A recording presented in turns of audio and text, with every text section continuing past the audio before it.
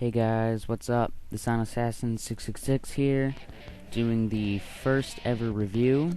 We're gonna do it on Pain for the PS3. First ever review took a bit longer than I expected, but hey, it's here. No complaining, so let's do this.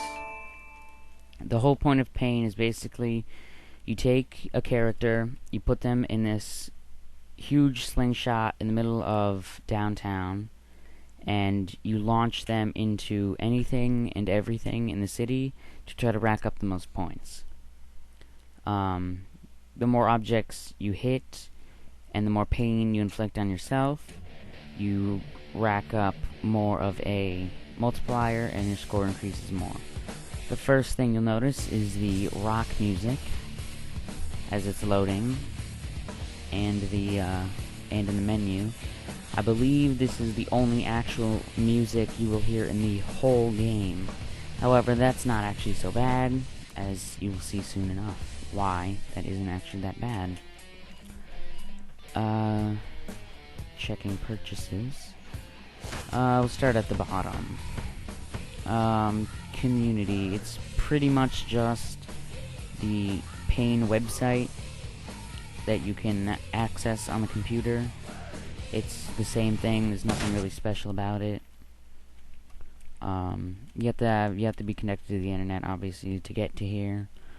Nothing special. Just the same thing you can access on the internet.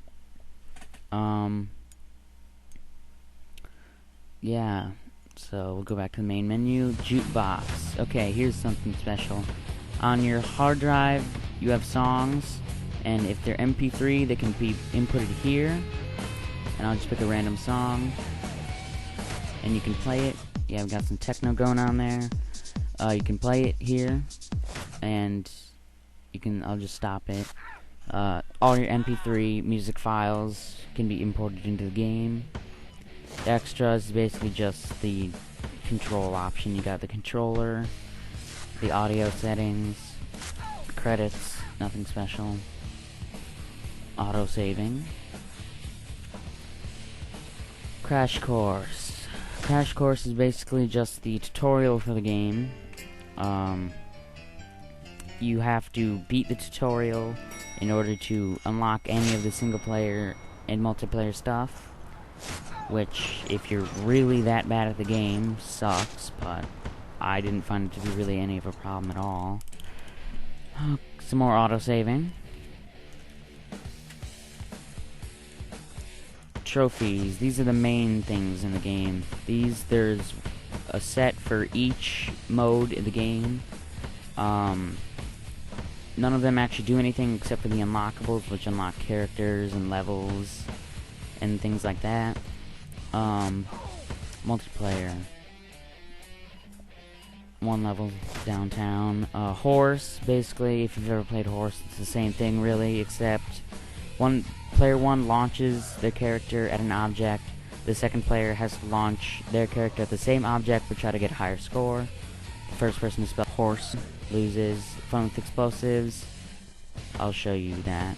And bowling is basically an extreme version of bowling where one player launches their character at a giant set of pins. The other player explodes objects to try to knock them out of the way. There's only three multiplayer modes. Single player is the main point of the game. Pandemonium is the main mode. There's four modes in Pandemonium itself. Pandemonium is the only one that's unlocked after you beat tutorial. The others you have to unlock by doing things in Pandemonium or in the other modes.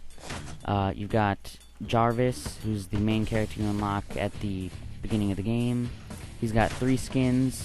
The first skin is the one that's unlocked at the beginning, and the other 2 skins you have to unlock. There's Ed, you have to unlock him too, and the 6 other characters you have to buy for $1 via the PlayStation Store. I'll just select a character. Some elevator music. Now, here's the slingshot. It's selecting a specific place. You basically just launch your character at an object. These are all the poses you can do. L1, triangle, square, circle, and X all do different poses. L2, triangle, square, circle, and X all do different poses, except the L2 poses are different for each character. All of Jarvis's skins all have the same L2 poses, though. His skins are basically the same characters with different looks and dialogue. So, you move with the left control stick, you move left, up, right, and down. The right control stick adjusts how much power you have. Then you just launch your character at an object.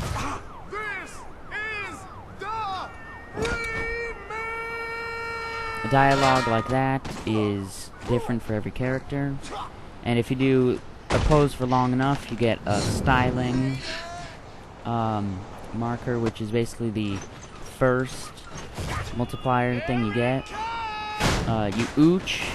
Ooch is basically in invisible push, which pushes your character. You get 4 per a set of ooch. If you shake the controller, you get a super ooch, which is a super powerful version of an ooch, but you can only use it once per launch. Use ooch with the D-pad. Up moves, ooches you up, etc. Cars and objects can affect each other. The top up there is your score. Below that is your time that you have left. If nothing hits you before that runs to 0, then it automatically resets. You reset with R1, and everything is the same right now, but if I press select, it goes everything as it was at the beginning. If I didn't do that and launched again, then everything would be just as it was before I launched.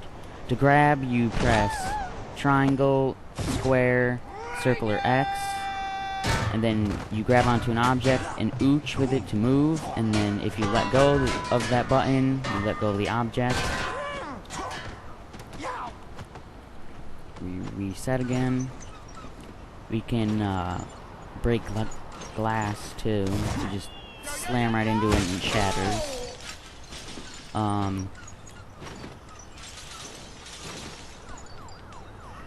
Yeah, we replay by pressing triangle.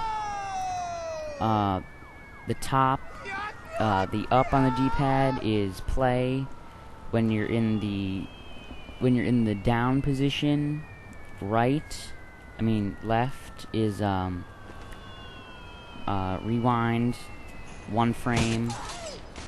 Right is fast forward, and when you're in the play position, right is fast forward altogether, and left is fast forward altogether. If you tap either one, it will go faster.